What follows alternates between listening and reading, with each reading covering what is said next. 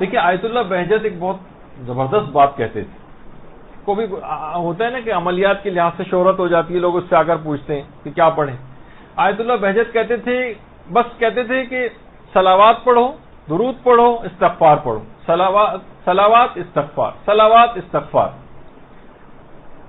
صلوات پڑھتے پڑھتے تھک جاؤ تو استغفار شروع کر دو, استغفار کرتے کرتے تھک جاؤ تو صلوات شروع کر دو.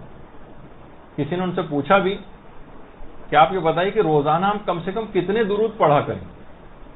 کہا 100 دفعہ, 200 دفعہ یا 300 دفعہ, 400 دفعہ پڑھو تو کیا ہی بہتر ہے. تو روزانہ کے اعتبار سے کوئی زیادہ بڑی بات نہیں. 400 مرتبہ اگر انسان درود اپنا ایک شیوا بنا لے, ایک سیرت بنا لے, تو کہا کہ بہت ہی پسندیدہ ہے.